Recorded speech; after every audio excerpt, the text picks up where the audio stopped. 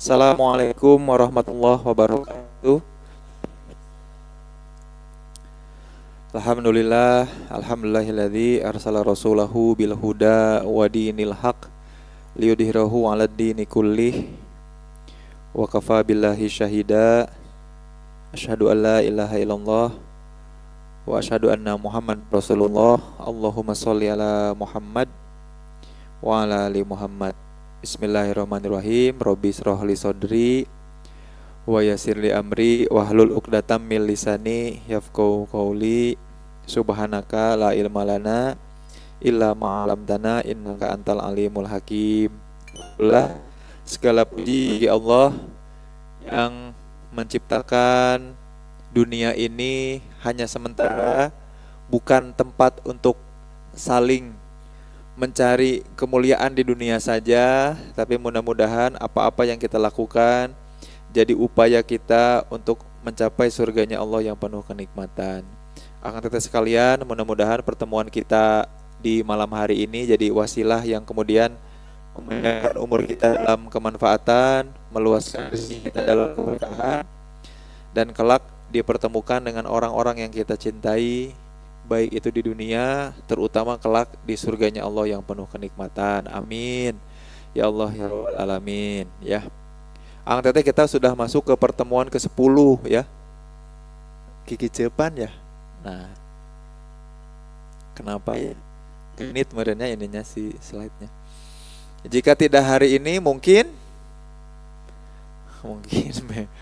beureum banyak orang. Nah, mau bahas kelanjutan dari sebetulnya yang minggu lalu. Kalau kita kemudian punya memori baik, maka kehidupan pun akan baik ya. Sudah bahas teori besar, grand teorinya, teori besarnya namanya self fulfilling prophecy ya. Ramalan yang tanpa kita sadari ternyata kita wujudkan sendiri. Nah, itu alamiahnya seperti itu ya. Minggu lalu kita udah bukan cuma ngebahas ini ya, tapi juga kemudian mensimulasikan ya. Mensimulasikan apa? Ya, mensimulasikan beberapa hal ya kemarin. Our belief ya. Our belief, keyakinan tentang diri kita itu ternyata gimana? Mempengaruhi, influencing our action, gitu ya. Ini kelihatan ya. Aku goyang-goyang kursor kelihatan ya. Our belief, keyakinan kita itu mempengaruhi our action ya. Dan ini kalau udah pakai kata mempengaruhi dan dia masuk ke dalam kajian ilmiah ya, itu tuh panah itu udah ngaruh ya. Jadi kita tuh kalau di dunia akademik atau di dunia ilmiah mah arah atau panah itu bermakna sesuatu. Jadi nggak boleh asal gambar gitu ya. Kan biasanya kalau mungkin Akang Teteh nyimak orang lagi ngajar sesuatu, ini ke sini, ini ke situ. Kalau di dunia ilmiah mah nggak boleh, karena dia nunjukin velocity, nunjukin vektor, nunjukin arah. Arah itu juga nanti ada ukurannya. Buat Akang Teteh yang senang belajar statistik, mungkin kapan-kapan belajar yang namanya SEM ya, Structural Equation Model. Model itu dibangun sehingga panah pun, arah panah itu ngaruh banget ke dalam perhitungan gitu. Jadi nggak bisa asal ngegambar. Iya ngaruh ka dieu, iya ngaruh ka ditu, nggak bisa kecuali model itu sudah diuji. Makanya orang-orang di akademik atau ilmiah mah seneng banget nguji-nguji model ya. Jadi kalau Akang Teteh nanti kuliah terus ya, insya Allah kuliah S2, S3 gitu ya. Terus nanti pembimbingnya bilang, yuk kita uji model aja. Nah, salah satunya adalah arah. Arah atau gambar ini ngaruh. Nah, maksudnya apa aku cerita gitu?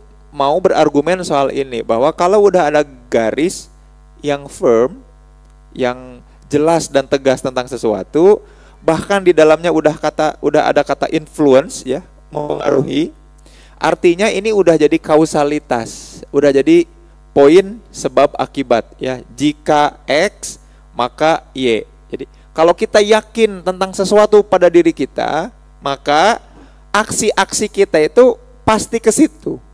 Nah, di bagian ini, di bagian influencing ini nanti banyak banget kajiannya, terutama dalam 3 hal.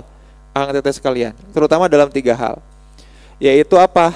Think, feel, sama do ya. Keyakinan kita akan mempengaruhi aksinya kita, terutama dalam 3 hal. think, feel juga di sini ya, di otak juga ya, karena amigdala di otak itu, cuman kerasanya di sini. Makanya tiap kali, jadi tiap kali ada sesi terapi, sebenarnya konselor atau terapis itu, ini mah supaya akan teteh tahu ya, ketika sesi terapi atau konseling itu, terapis itu nggak boleh megang si klien sebetulnya. Walaupun sesama laki-laki ataupun sesama perempuan alias muhrim, nggak boleh. Jadi gini misalkan, aku katakanlah perempuan, aku perempuan nih, katakanlah perempuan, si yang dikonselingnya perempuan juga, si teteh itu nangis karena aku perempuan, aku nyamperin terus ngusap-ngusap, itu teh nggak boleh. Itu udah jadi bagian dari intervensi, nggak boleh. Kebayang nggak sampai sini ya? Makanya kemudian di dunia terapi, apalagi intervensi, apalagi kedokteran mah, teteh tahu kasus di mana ada dokter spesialis obgyn ya, itu kemudian melelehkan geningannya ibu-ibu yang sambil di USG, bahkan untuk nyingkapin, minta tolong ke atasin, ke bawahin, tolong geser, itu nggak boleh si dokternya yang megang. Bayang ya, dokter mah megang alat, mengarahkan, kan dielapin pakai gelnya juga, tapi minta. Tapi ngomong-ngomong Megatron ya, Allah ya Karim, mudah-mudahan jadi ya, kita mudah-mudahan dekat banget ke mobil nasional ya. Polytron katanya mau bikin mobil nasional. Akang teteh udah pernah nyobain motor listriknya dari Polytron ya, itu keren ya. Produk dalam negeri lah. Mudah-mudahan suatu saat ada mobil listrik, pesawat listrik, jelema listrik, KB bukan listrik, kasetrum KB-nya. Tadi sampai mana tadi? Oh, terapi dan intervensi. Kenapa penting? Karena bagian dari intervensi itu dalam kajian ilmiah ngaruh. Siapa yang kemudian punya kendali atas perubahan perilaku seseorang? Siapa yang punya kendali atas perubahan perilaku akang teteh? Siapa? Mestinya akang teteh sendiri. Paham sampai sini ya? Gak boleh akang teteh bilang, aku berubah karena dia. Gak boleh. Kalau karena Allah iya. Tapi gak boleh sekalipun. Jadi alhamdulillah sejak aku ditangani sama dokter itu gak boleh. Dokter mah cuman ngasih tahu diagnosa, lalu kemudian ngasih kira-kira hal-hal yang bisa diintervensi dan dilakukan, kan gitu kan ya. Tetap aja dikurangi merokok ya, komo hasepna bukan hasep dari rokok tapi hasep dari runtah kan gitu ya. Ngebakar sampah, kita susup ya, saking all outnya kita untuk menghirup sesuatu. Nah itu tuh bentuk intervensi. Nah makanya ketika kita nge-counseling nggak boleh. Jadi walaupun kemudian aku nih ya nge-counseling, ada akang-akang yang aku konseling teh, klien aku, dia teh ngebang sebuah perusahaan, udah gede banget perusahaannya, titik dimana perusahaan itu diakuisisi sama perusahaan yang lebih gede lagi, lama-lama dia ditendang dari ownership, sampai di titik dimana dia udah nggak punya lagi aset apa-apa, semua hilang, sampai dia juga udah malu pulang ke rumah, saking nggak bisa menghadap lagi istrinya dan anak-anaknya. Aku teh bukan siapa-siapa lagi. Terus dia nangis, sambil Kang minta tisu ya? Iya boleh. Cek. Sambil mana saja? Sampai nangis. Udah Kang boleh minta tisu? Boleh, silahkan ambil. Nah kita juga nggak boleh ngasihin. Komong bari ngusapkeun mah ya, udah nggak usah. Sini aku usapin aja air matanya, nggak boleh. Karena apapun yang terjadi pada dirinya, itu harusnya yang jadi perubahan perilakunya. Sampai sini kebayang ya? Paham ya? Nah maka perubahan perilaku kita di our action itu gak boleh karena intervensi kemudian orang lain. Jadi kalau misalnya kita bilang, aduh seandainya aja aku udah nikah dan punya pasangan, kayaknya enak ya bisa meluk seseorang di saat guyuran hujan ini. Gak boleh itu teh. Gak bisa ngasih sebuah perubahan perilaku karena adanya intervensi orang lain. Paham sampai sini ya? Kita yang harus punya kendali atas itu. Nah, our belief influence our action. Makanya di sesi terapi ada ajakan untuk kita kemudian memeluk diri sendiri, paham nggak? Yang gini-gini tuh. Karena memang ada penelitiannya itu teh. Jadi ngusap-ngusap, hanya asa anehnya ya. Tapi itu teh ada penelitiannya dan lebih ngaruh ke kesadaran bahwa kita bisa ngepuk-pukin diri sendiri, gitu. Pak, paham sampai sini kebayang ya? Ini nih masih kajiannya di sini nih, masih di kajian tentang Our belief influence our action. Maka Akang Teteh bayangin, pikiran Akang Teteh tentang diri sendiri yang negatif menghasilkan perilaku yang negatif. Dan perilaku yang negatif itu menghasilkan apa? Keyakinan negatif dari siapa? Dari others, dari orang lain gitu ya. Perilaku kita yang negatif menghasilkan penilaian negatif dari orang lain. Nah, nanti abis Isya aku akan bahas nih, ada dua hal yang sebetulnya udah jadi modal alamiahnya kita ketika masuk remaja. Tapi kemudian kita tekan, kita tahan, kita pendam, gara-gara kayaknya ini mah nggak asik atau kurang asik. Padahal ini penting dalam menjalani kehidupan kita. Nah ini yang nanti pengen aku simulasikan juga setelah Isya ya. Jadi kalau Akang Teteh sama bestinya, kita akan diskusi lagi. Mudah-mudahan jadi bagian penyembuhan diri kita di tiap malam minggu gitu kan ya. Karena jangan-jangan keyakinan yang tidak kita sadari tentang diri kita mempengaruhi aksi-aksi buruk kita yang membuat orang lain menilai buruk juga tentang kita. Akhirnya orang lain pun berperilaku buruk sama diri kita. Kenapa sih?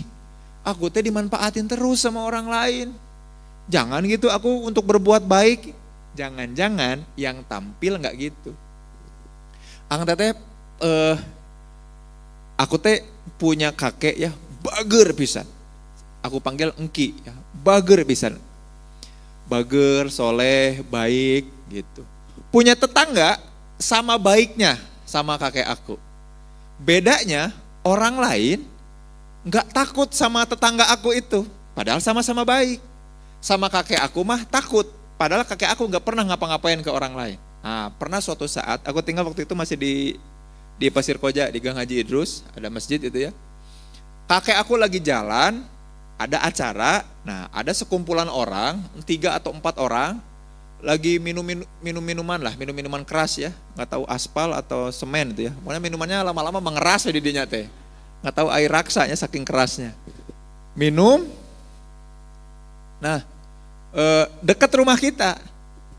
Agendanya adalah agenda jalan di mana tempat jalan itu mengarah ke masjid. Nah, rumah tetangga kalau mau lewat ya pasti lewat ke situ, kan gitu ya. Tetangga aku lewat duluan. Lewat, "Pak, hayu ke masjid," cenah ke kakek aku teh. "Mangga tipayun ke sekedap ieu," cenah. Ngajak incu cenah ke aku ya. Aku ikut. Ternyata bapak-bapak itu balik lagi. Kunaon si kepalanya udah benjol. Jadi mungkin negur yang lagi minum. Kemudian entah kenapa mungkin botol melayang atau gimana lah ya. Benjol. Kemudian dia mau pulang dulu aja cenah gitu. Nah, kakek aku udah deg-degan ya enggak? Alas ya, aku bakal benjol mah gitunya. So aku jadi berpikir orang mending pakai kopiah, mending helm gitu ya, pasti kalian. Ya kan? Kita perlu siap-siap. Nah, itu nanti ada kemampuan yang akan kita bahas nanti namanya mental time travel. Ya udah kudu kumaha ya. Aku pegangan erat sama kakek aku ya. Kakek aku tuh bilang gini, "Hasbunallah, bismillah aja, ayo jalan." Jalan, ngelewat, lagi minum-minuman mereka teh. Wah, sambil nyanyi apa enggak aku enggak inget ya, pokoknya sudah mabuk minuman gitu ya. Nyanyi aja mereka teh. Minum. Terus kakek aku bilang apa? "Assalamualaikum," cenah. Terus pada melotot ngeliatin. "Pak Haji," cenah gitu. "Nuju naraon iya tuh barubar atau badai adan?" "Oh mohon Pak Haji, mohon mangga." Sok barubar heula sok. Enggak ada barubar heula. Bubar aja. Bubar itu teh. So aku teh emes, wes. Aku pengen nyobain gitu ya. Nah, besoknya aku mau berangkat ke masjid, ada anak-anak kecil lagi main kelereng. "Assalamualaikum." Pada ngeliatin. Enggak ada yang ngejawab, "Waalaikumsalam." Kena raun iya, pada ngeliatin aja. Kan udah jelas lagi main kaleci ya pakai ditanya. "Ayo barubar orang ke masjid." Wah, udah benjol aku itu. Pulang ke rumah nangis. Ternyata, kebayang ya.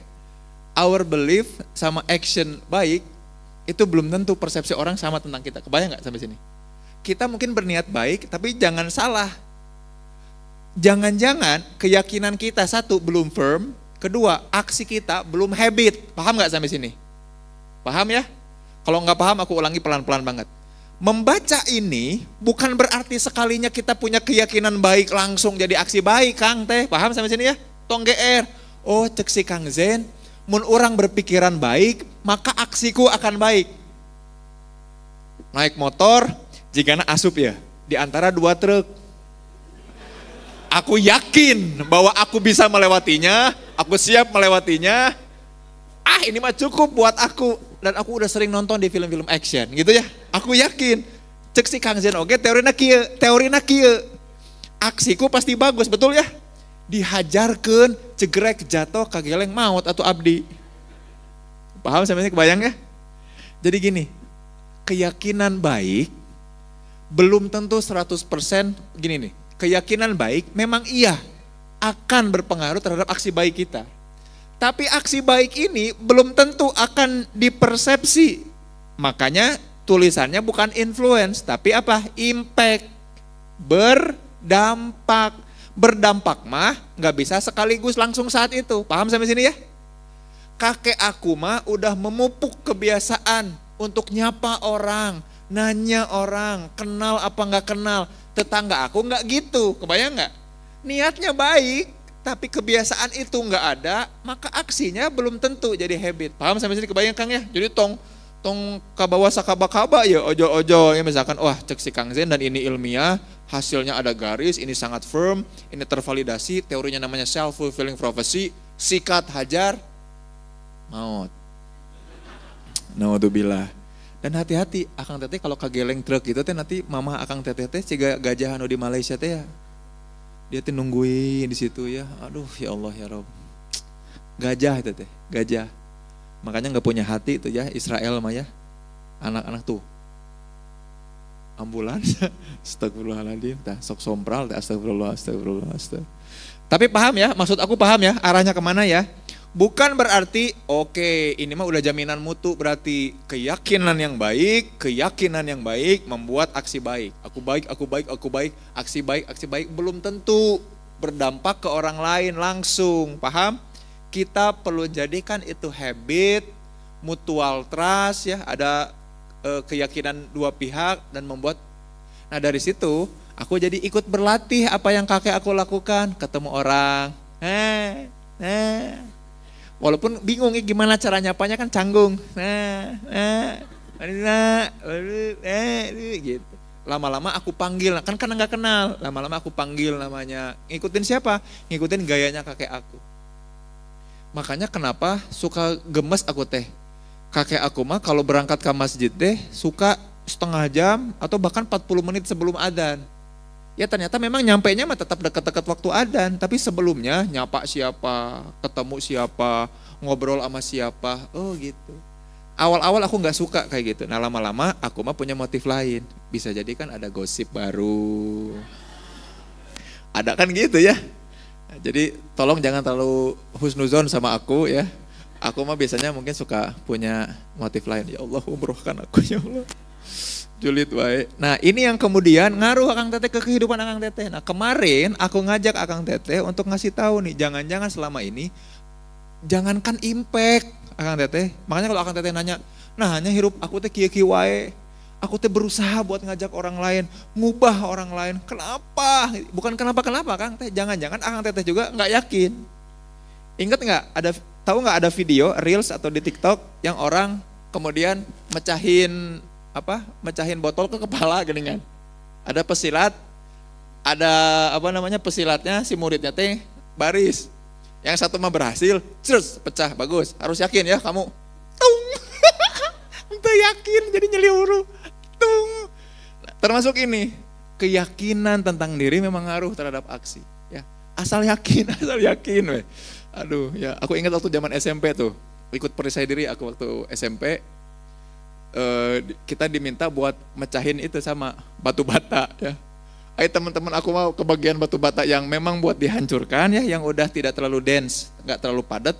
Ayo aku mah batu batanya teh agak basah gini kan. Jadi pas aku remuk lengan aku atau kieu jadi pulang teh. Kamana aja balik coba di kieu teh gini. Nggak bisa dibuka nih. Jadi ngepal terus seminggu teh kieu. Ya Allah ya Robi, hirupnya gitu. Tapi akhirnya gara-gara tangan aku gitu, mama aku beli ini, hair dryer. Jadi si tangannya di hair dryer lah. Bisa lepas ya Ki, lucu zaman kecil mah ya Allah ya Rabbi. Nah sampai sini paham ya, kebayang ya. Nah kita ke depan di malam ini akan membahas soal ini Akang Teteh ya. alamiahnya kita punya sebuah mekanisme atau dinamika psikologis yang namanya mental time travel, ya. Mental time travel. Mungkin Akang Teteh tahu ya bahwa kita tuh, apalagi orang fisika tuh terobsesi sekali untuk bisakah kita kemudian membuat sebuah mesin waktu, ya. Jangan-jangan kita, kalau Akang Teteh tahu bahkan ada filmnya yang diedit ulang, di remix, kemudian dimasukkan ke bioskop lagi, ya, Interstellar tuh, ya. Yang ngomongin tentang bahwa secara kuantum katanya ya, memungkinkan untuk kita pergi ke masa depan atau ke masa lalu secara fisik. Nah, karena fisika kan ilmu fisik, ya, namanya juga fisika, fisik, ya. Tapi ternyata kalau di psikologi mah hal ini sudah menjadi sebuah yang alamiah. Alamiahnya manusia itu akan mengalami satu fase yang namanya mental time travel, Kang Teteh. Kita tuh seneng banget ngomongin soal atau membayangkan sesuatu yang terbang ke masa depan ataupun juga terbang ke masa lalu. Tapi kapan kemudian itu terjadi? Nah, ini yang menarik nih. Kapan itu terjadi? Jawabannya ada di sini, ya. Nanti kita akan mencapai puncak-puncaknya mental time travel itu kapan? Di antara umur 30 sampai 45 tahun. Ya, mungkin Akang Teteh kan seumur sama aku ya, 20-an kita ya, 22, 23 gitu ya. 22, 23-an kita kan semuanya ya, 24 gitu. Ngaku weh. Nah, mungkin ada di sini kita nih. Kita ada di sini. Di masa di mana ya memang sedang mendevelop time travel kita. Kenapa? Artinya apa? Bawaannya pikiran kita, perasaan kita, dan perilaku kita itu banyak porsinya ke masa depan. Paham nggak sampai sini? Kebayang ya? Kalaupun mau mental time travel, hal-hal yang di masa lalu itu dikit.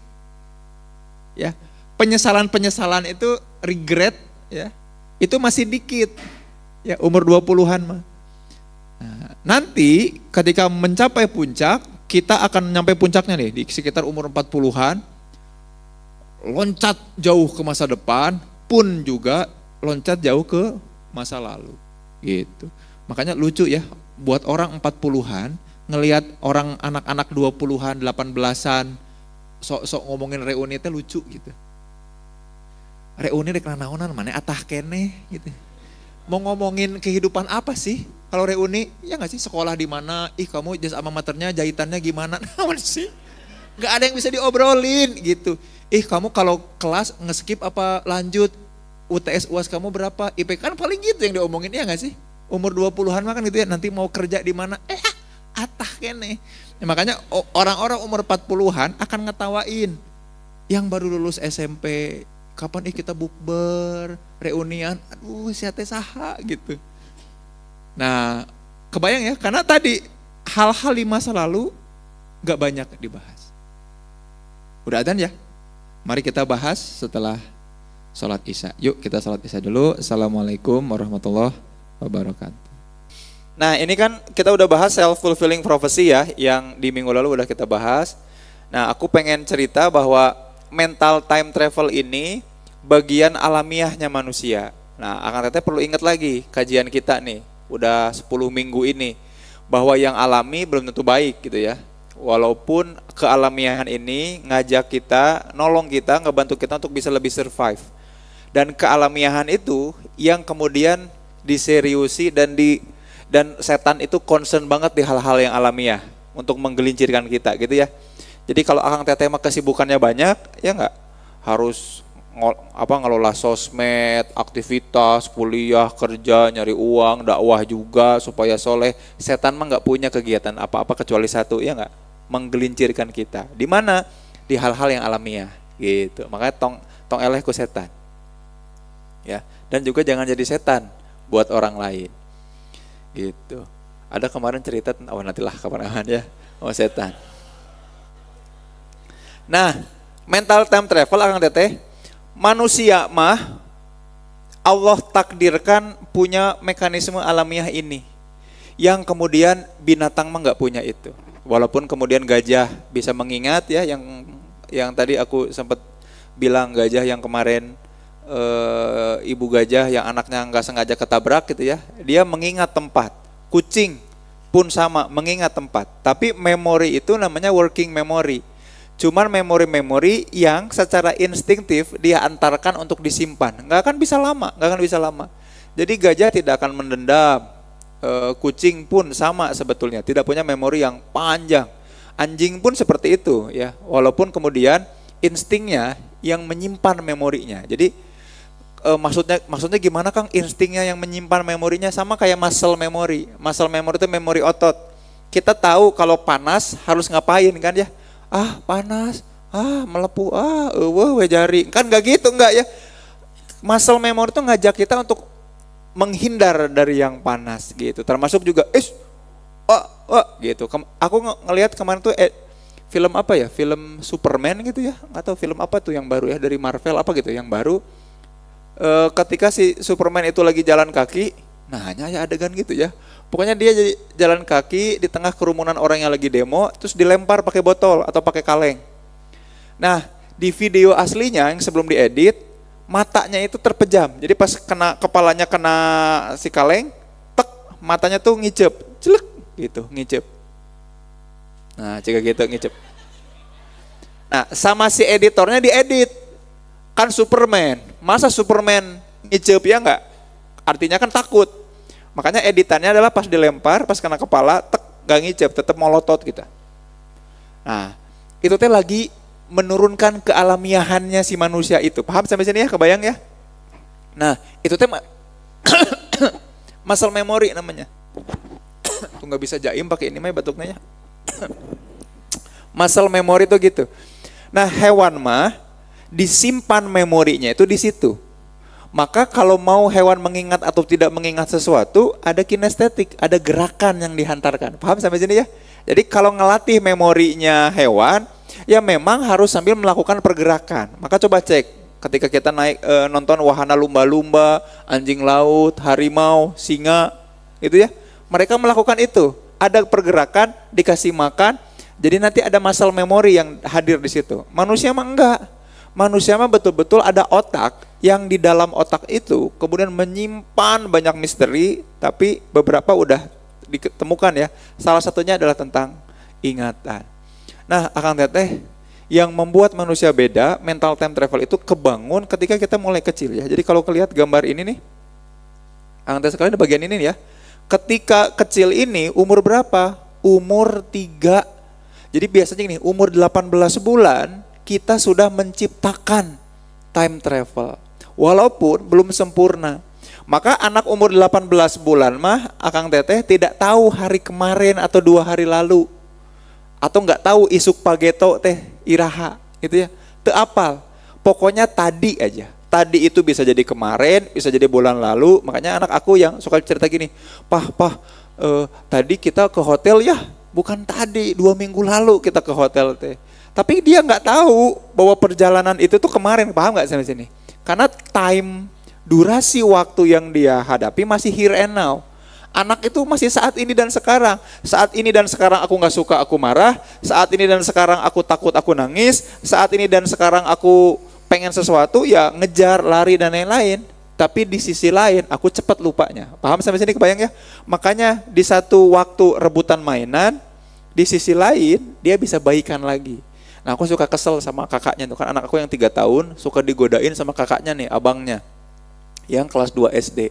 Abangnya tahu teori ini kayaknya mah ya.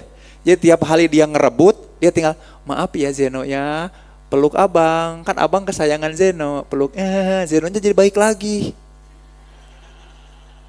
Aku langsung gini, sini kalian berdua kumpul, Zeno, jangan terperdaya sama manipulasi time travel kakakmu. Kamu harus mandiri dan tahu bahwa kamu tuh sedang dimanipulasi time travelnya. Jadi kalau kakakmu minta maaf, pastikan dia menyebutkan apa kesalahannya. Oke? Cicing, kieu si Zeno teh. Ngaulang udah ngerti. Tapi aku kasih tahu ke tuh Bang, jangan kayak gitu. Jadi si abang itu ngerebut mainan. Setelah ngerebut mainan, nangis dulu, dibiarin dulu beberapa saat, baru minta maaf, dia rayu. Adiknya senang lagi. Mainannya tetap di-keep. Kebayang nggak? Adiknya mah senang. Bang nggak boleh gitu abang, ngerebut itu nggak boleh. Aku kasih tahu, abang tahu. Nah, abangnya umur sekitar 7-8 tahun. 7-8 tahun, ya mulai di sini nih. Kita mulai membangun time travel. Tahu masa depan seperti apa, tahu masa lalu seperti apa. Abangnya bilang kayak gini, "Pak, aku pengen dong kapan-kapan diajak lagi. Kalau papa keluar kota, kalau papa ngisi keluar kota." Emang selama abang keluar kota, abang ngapain? Ya pengen aja keluar kota. Jadi ada ingatan tentang dulu diajak ke jalannya kayak gini kan. Alkindi itu, abang Kindi itu suka aku ajak nih biasanya. Kajian after work suka ada nongkrong di situ.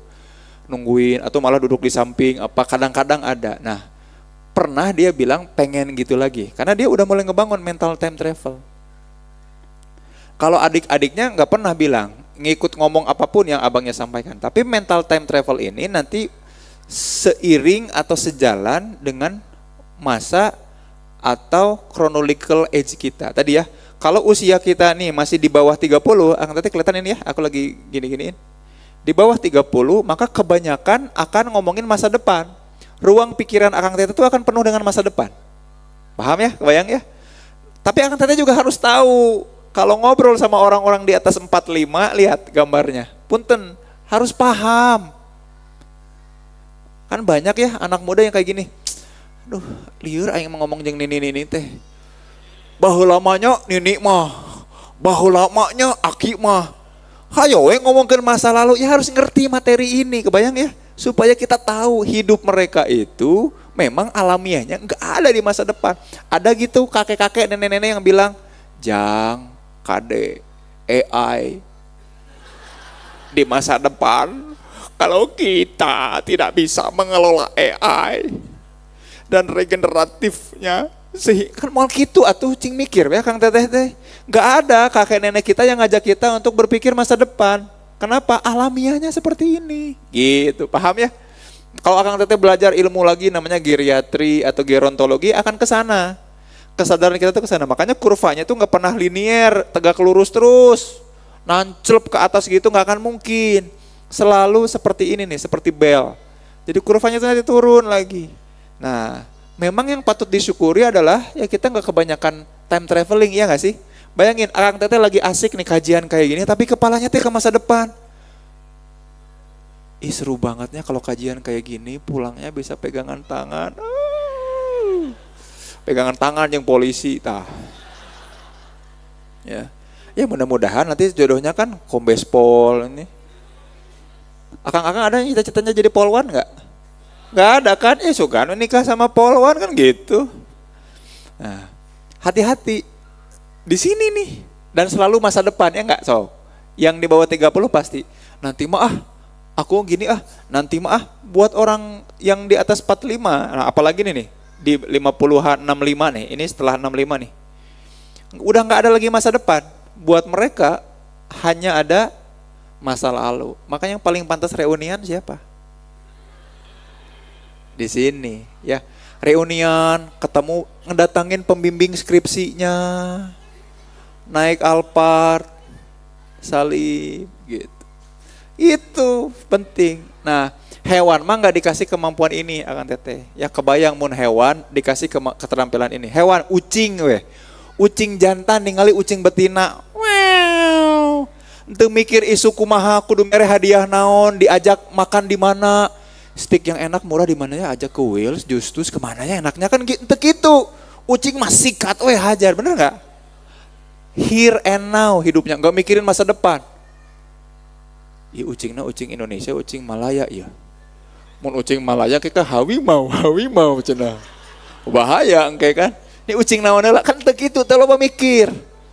Dan setelah itu terjadi tidak ada penyesalan, ya nggak sih? Nah si urang teh bet kudu kitu, teu gitu. Nggak langsung aja. Nah tapi manusia mah ada itu. Maka gara-gara ada mental time travel, kita perlu tahu. Paham sampai sini kebayang Kang Teteh ya, mental time travel ya? Mudah-mudahan dengan begitu Kang Teteh nggak bilang kayak gini, kenapa sih aku teh mikirin terus masa depan? Teu kitu, emang alamiah. Setan teh hadir di situ. Ketika kita dalam lamunan, pokoknya aya rintik hujan saeutik weh. Seng masa depan. Wah, ya Allah, hujan ini. Allahumma shoyiban nafi'an. Kelak mah pas hujan gini teh aku pasti lagi riweuh ngajahitan popoean. Ada baju suami aku, ada baju anak aku, ada baju bayi kita. Jibruk tak hujan tah. Ya. Luar biasa. Nah, Makanya terus kemarin aku baru sharing ya sama teman yang lagi yang tinggal di sebuah kota yang gak terlalu kota banget. Kang, tahu nggak di sini mah masih ada mitos katanya ya. Jadi kalau anak bayinya itu sering muntah-muntah, masuk angin, pusing-pusing, itu karena salah ibunya yang suka meres baju anaknya. Jadi ada mitos bahwa baju anak, baju bayi itu nggak boleh diperes, angan teteh. Tapi dikeplek-keplek, poeken. Kalau diperes, katanya anaknya tuh nanti gampang sakit, penyakitan. Cing kayak aku yang adalah jurnalnya. Sugan ada pengaruh meres baju terhadap tingkat masuk angin. Masuk anginnya juga bukan variabel ilmiah ya. Kok mau meres baju. Tapi hati-hati dah itu tuh, memang literasi kita kan yang nggak gitu ya. Dan jadinya teh kepo ningali popoyan batur gitu. Anu berkerut berarti diperes. Anu lempeng udahlah luar biasa. Nanti mental time travel ya. Mudah-mudahan kita jadi lebih peka, lebih empati sama orang-orang yang naon sih mana lebih pisan menimikiran masa depan pisan. Ya mau gimana lagi, umur aku masih muda. Gitu ya. Kenapa sih menyesali masa lalu aja terus? Jangan-jangan ciri penuaan. Secara psikologis teh gitu. Hayo we ngomongin mestinya mah ya aku teh dulu waktu SD teh enggak di SD itu. Emang kita punya pilihan gitu mau SD di mana waktu SD? Kan kumaha kolot ya. Dan orang tua kita kan menentukan berdasarkan apa? Jarak kerja, tempat kerja, jarak dari rumah kan gitu. Kalau sekolah kita jauh teuing, coba bayangin Kang Teteh. Katakanlah rumah kita di sini nih, daerah Saninten. Terus SD di SD negeri Mozambik Selatan. Dina lempang nawe keburu bucat bitis atuh. Mikir makanya kadang-kadang. Nah, cuman gara-gara mental time travel ini ada fenomena selanjutnya yang ini. Ya. Yang kemudian kita pengen punya kendali atas waktu. Makanya manusia terobsesi akan mesin waktu. Kenapa? Dia pengen fast forward atau dia pengen nge-rewind back. Ya, back to the past. Padahal nggak bisa. Cicingnya di mana? Di sini, di masa kini. Di sini sekarang, di masa ini. Here and now, masa kini dan sekarang. Nggak bisa kemana-mana. Tapi alamiahnya manusia pengen punya fitur ini nih, nge-play, nge-pause, ya enggak? Sama nge-fast forward. Seneng banget ya hari ini, pengen nge-pause deh adegan ini, nggak pengen cepet-cepet berakhir. Atau, asal lila teuing nya, kumaha carana ciga di YouTube ini kan, kita bisa skip gitu ya. Klik di si timestamp-nya teh. Kan nggak bisa, bener nggak? Nah akhirnya muncul mekanisme psikologis yaitu apa? Di masa lalu mah jadi penyesalan, di masa depan mah jadi ketakutan. Disitulah kemudian setan bermain. Ya, jadi kalau aku jadi koordinator setan akan mainin ini. Gimana caranya orang teh akan sibuk ngagugulung masa lalu sehingga dia numpuk penyesalan. Penyesalan itu menimbulkan pemendaman, membuat dia banyak endapan-endapan. Mun istilah psikologi namanya residu. Residu-residu itu teh lama-lama akan meledak tuh. Ya, sama kayak yang di Garut itu kan, meledak tuh. Ditumpuk, dikumpulkan, sakalina kacongkel kabuka, duar. Udah, gak bisa diapa-apain. Hati-hati. Dan kalau meledak, bingung kan mau cerita ke siapa? Ya, konseling, sieun disangka gelo, ya enggak? Ke psikolog, ke psikiater takut dikasih obat. Leuheung mun obatnya bikin sehat, ini mah obat nyamuk geningan. Luar biasa. Kalau ke masa depan, ketakutan, kecemasan, bikin kita teh jadi rarusuh. Akan teteh tahu nggak apa yang membuat kita kemudian jadi masyarakat ya global citizen yang kemudian mudah banget untuk cemas, mudah banget untuk panik, mudah banget untuk agresi. Gara-gara apa? Gara-gara frustrasi. Kenapa coba? Karena ketakutan akan sesuatu membuat kita menghargai, mencintai sesuatu yang instan. Pernah ada penelitian, dosen aku ya di UI, profesor dari UI, neliti apa yang kemudian merusak relasi rumah tangga dan keutuhan rumah tangga, kehadiran rice cooker. Rice cooker itu memangkas waktu pembuatan nasi sehingga apa yang terjadi? Keluarga itu cepat. Nggak ngomongin lagi nasi, padahal sebelum ada rice cooker mah untuk mengolah beras jadi nasi teh butuh durasi yang lama dan butuh kerjasama lebih dari 2 orang. Maka mau nggak mau satu keluarga di dalam rumah itu harus berinteraksi. Ada yang niupan hawu, ada yang masang ini, ada yang mastiin cai, aya nu mersihan heula, aya nu ngagoyang-goyang. Pernah nggak ngelihat orang beras di naon itu nyiru, terus dia gitu-gituin geningan? Iya, juggling lah ya, juggling beras. Kalau akang teteh nggak tahu, berarti kita benar-benar beda generasi. Salah 80-an mah masih ada yang kayak gitu tah, nyiru di luar rumah teh bari ngobrol jeung batur teh gitu. Supaya si apa ya, bulir-bulir nasi yang kotor itu keluar dari situ. Kebayangnya kan sekarang mah cuma dimasukin air, ya. Masukin, ceklek kan gitu. Enggak, dulu mah enggak. Bahkan setelah beres dinanak itu nasi, dipastikan panasnya itu tuh diapain? Ada yang ngakel, satu orang nyiukan when someone try to stir the rice into eta lah pokoknya namanya nu hiji ngageberan. Itu tuh coba ngapain? Bari ngobrol sambil kemudian berinteraksi. Kan nggak mungkin kan sambil pacicing-cicing. Kamu teh siapa? Anak mama. Oh iya. Kan mau mungkin gitu kan? Nggak mungkin secanggung itu. Kan pasti nanya, kumaha sekolah teh? Matematika teh geuning kieu gitu. Tapi anu kasep, iya, cenah. Oh bro, interaksi teh jalan di situ. Nah, aku lupa namanya, Prof Warnayan kalau nggak salah, sama yang kayak neliti stereotip yang dulu sama pernah aku sebut. Beliau neliti seperti itu. Kehadiran rice cooker menghancurkan harmoni di dalam rumah tangga, coba bayangin. Sedemikian rupa. Belum nanti datang gadget. Ya, kan itu belum, masih rice cooker. Belum datang gadget. Nah, kita tuh jadi terbiasa hal-hal instan, mie instan.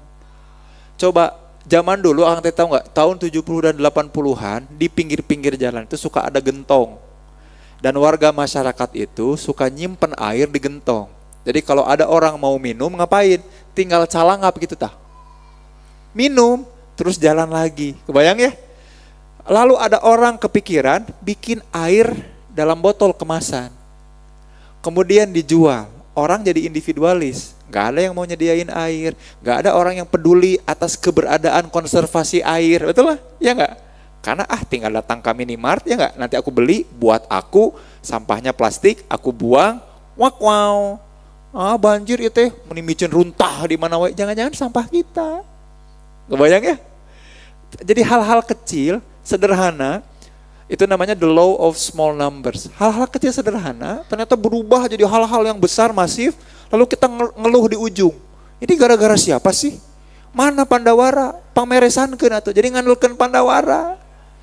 Bener ya Pandawara namanya teh, yang suka bebersih ke gorong-gorong tapi nggak pernah jadi gubernur teh, itu kan ya? Pandawara kan ya, yang bersih-bersih. Astagfirullah. Bisa di skip nggak ya ini ya, Mas? Tuh bisa, setan mulai menggelincirkan tuh, nyalahkan setan. Ayo tadi nyalahkan Pandawara. Aduh. Nah maka ini Kang Teteh paham ya, maksud aku paham ya.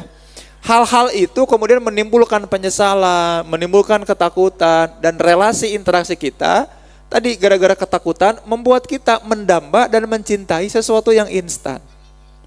Makanya kemarin baru neliti nih, ada senior aku di UPI namanya Bu Tina Dahlan, anaknya Profesor Jawa Dahlan, itu keren. Kemarin sharing cerita tentang penelitiannya tentang bahwa apa yang membuat kita penting untuk ngajarin anak-anak kita untuk kenal yang namanya jalan kaki dan transportasi publik. Apa coba? Supaya membiasakan mereka satu kebiasaan yang ngebangun karakter. Jadi punten ini Maya, ngebangun karakter itu, bisa salah deh ngomong ya, ngebangun karakter itu nggak bisa instan. Tapi dia harus dari kebiasaan, dan yang paling efektif itu apa coba? Jalan kaki. Yang kedua, naik transportasi publik. Mangga, lihat, aku tadi baru melakukan scoping review ya. Pengen melakukan analisa namanya bibliometric analysis. Bibliometric analysis itu analisa tentang tren satu teori atau satu penelitian tertentu. Akang boleh nanti cari ya, bibliometric analysis. Kalau ada artikel jurnal namanya bibliometric analysis, itu artinya jurnal itu, artikel itu lagi ngajak kita mau nunjukin sebuah tren dari satu topik. Nah, ini ngomongin soal public transport and karakter. Negara-negara yang karakteristiknya bagus, negara-negara yang karakteristik manusianya kita anggap jujur, transportasi publiknya pasti bagus. Mangga we, sok tingali. Korelasinya positif. Semakin bagus transportasi publiknya, maka semakin bagus karakteristik warganya. Kan gitu ya. Kemarin mama aku kehilangan dompet dan akhirnya dompetnya diketemukan sama polisinya. Polisinya baik banget. Makasih ya polisi Tokyo itu. Itu terjadi di mana? Tokyo. Teman S1 aku S2-nya di Jerman ya. Lagi main jalan-jalan ya di Erfurt ya, di Frankfurt sebelah selatan, masih daerah Jerman Timur. Naik tram, ketinggalan HP-nya di tram, kaget, takut, panik. Kemudian datang ke kantor polisi, kata kantor polisinya bilang apa? Tunggu aja setengah jam katanya. Ya, tunggu setengah jam. Bener itu mah precisely setengah jam. Datang tuh si HP-nya, dikasihin ke teman aku, terus hai, mamahnya teman aku kan berdua ya, teman aku sama mamanya. Mama aku teh sama teman aku teh hai, iya kudu kumaha. Terus akhirnya mamanya bilang gini dalam bahasa Jerman, kira-kira kami harus bayar berapa gitu. Ke si polisinya teh. Polisinya ngapain coba? Berdiri, terus manggil teman-temannya yang lain, ngeluarin HP gini kan. Terus kayak gini, nih lihat nih, ada orang yang, kebayang gak sih? Jadi tontonan, ini lihat nih ada orang yang pengen ngebayar kita atas kerjaan yang kita lakukan memang sudah sewajibnya.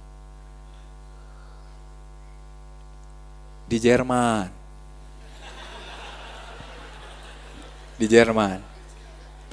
Pertanyaannya gini, untuk ngebangun karakter baik berarti harus ngebenahin transportasi publik, betul ya? Ngebenahin transportasi publik butuh instan nggak? Waktu cepat nggak? Enggak. Da orang kaburu kehel ke anak orang ayeuna, betul nggak sih? Aku kesel sama kelakuan anak aku kesel nggak bisa ngatur makannya, mandinya, sekolahnya anak aku butuh hasil yang instan, gimana caranya? Nah, itu gara-gara apa? Ketakutan. Karena orang berpikir bahwa aku sepertinya udah tidak punya lagi masa depan. Betul nggak? Kalau orang-orang kemudian berpikir bahwa dia tidak punya lagi masa depan, padahal usianya masih muda nih, ada apa berarti? Ada yang salah, bukan cuma dari dirinya, tapi juga dari lingkungan masyarakatnya. Sampai sini paham ya? Ini bukan asal nyepet, ini mah ada landasan teorinya. Bukan asal julid dan nyinyir, ada landasan teorinya dan landasan ilmiahnya. Kebayang ya? Kita saking kudu kumahanya ke anak aku, harus gimana ya ke anak kita. Sama keresahan sama tete-tete yang kemarin aku ceritain gini kan ya. Kang, gimana cara mendapatkan Ikhwan yang keren sekarang? Ikhwan sekarang tuh malah sibuk itu bombardiro, krokodilo. Ngapal kenuk itu tung sahur. Sibuk ngarapal kenuk itu. Jadi yang ahwat mah, kamu mau udah war tiket belum ke kajian siapa yang Ikhwan mah mana geus apal sabra anomali. Masya Allah, tabarakallah. Tapi seru juga ya ngapal-ngapalin itu ya. Mana naon anomalina? Luar biasa. Nah gitu tuh. Jadi ada apa? Gara-gara ini ketakutan otomatis Akang Teteh akan membuat kita mencintai sesuatu yang instan. Mencintai sesuatu yang instan akan muncul bahkan di kajian-kajian pertanyaan-pertanyaan yang sangat instan juga. Coba, punten silahkan Akang Teteh yang pada rajin datang kajian atau ngelihat semua kajian. Tiap kali nanti ada sesi tanya jawab, pasti pertanyaannya gimana caranya, kan gitu ya. Kang, bagaimana caranya itu teh how to, karena pengen langkah-langkah yang instan, kan gitu ya.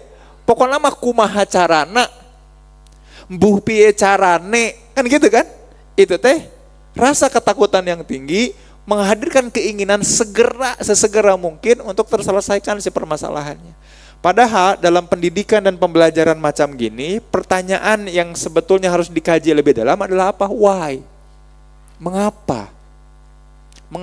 Makanya sering banget ini mah ayat Quran yang paling aku sukai ketika Nabi Ibrahim ngobrol sama Allah kan di surat Al-Baqarah.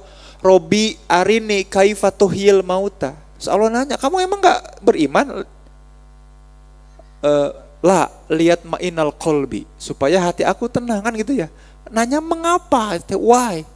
Baru Allah kasih tahu caranya, metodologi penelitiannya. Hati-hati Kang Teteh. Kebiasaan kita alami untuk pergi ke masa depan dan lari ke masa lalu membuat kita mengalami gejala-gejala psikologis tadi nih, penyesalan atau ketakutan. Nah, karena kita mah akang teteh para pemuda berada pada sisi yang kurva yang sebelah kiri, maka kita teh lagi banyak menghadapi masa depan yang ketidakpastian, betul kan ya, gitu ya.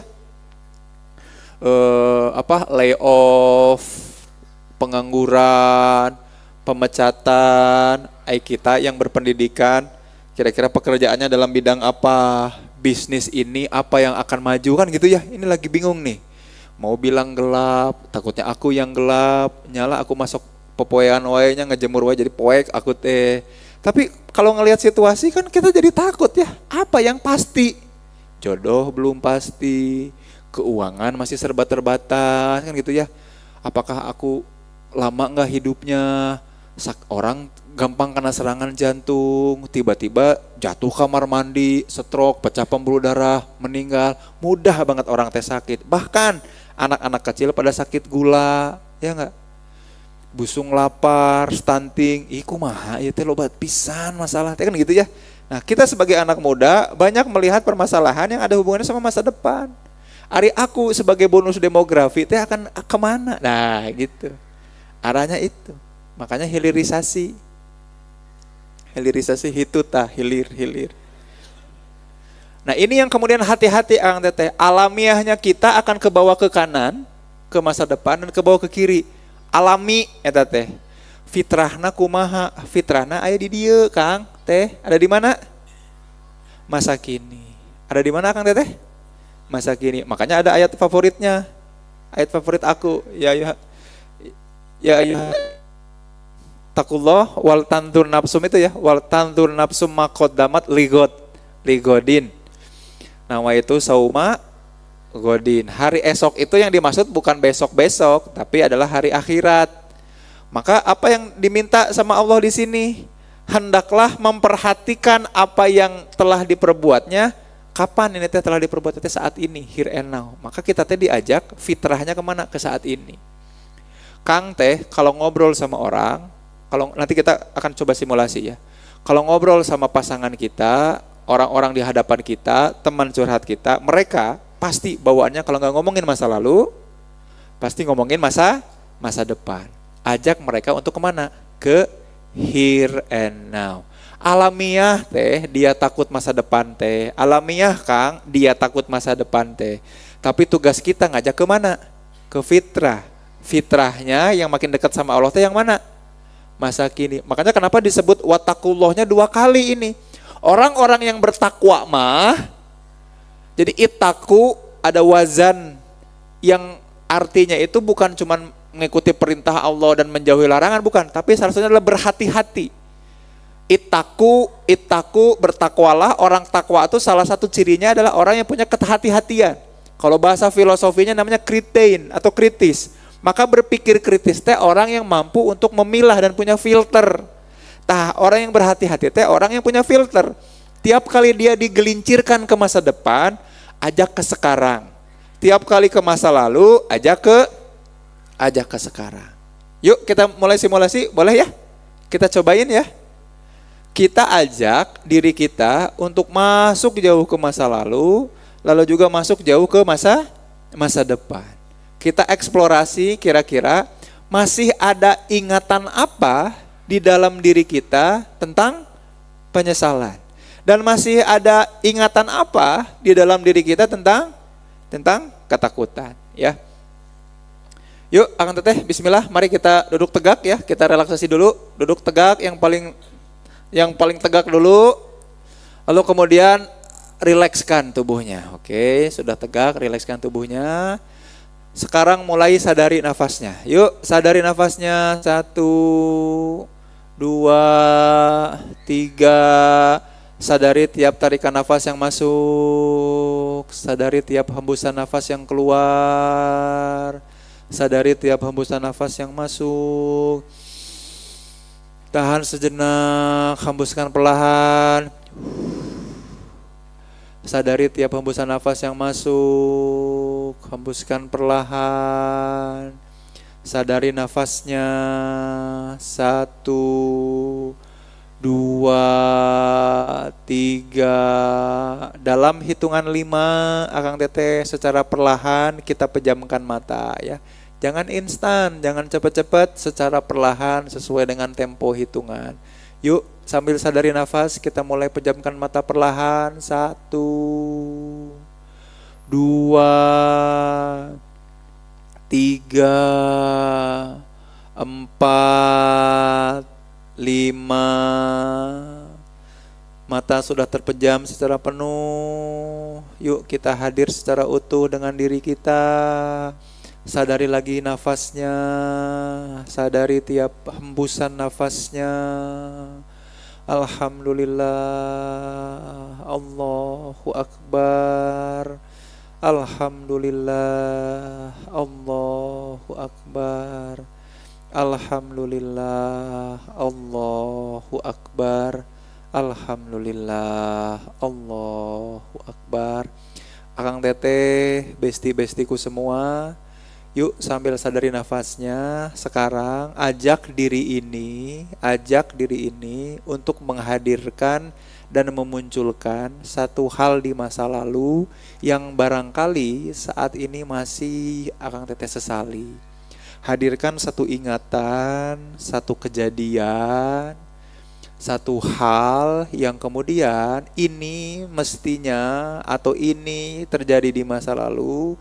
Dan saat ini kalau aku mengingatnya, kalau dia muncul atau melintas dalam pikiran, aku mulai merasakan penyesalan dalam hal itu.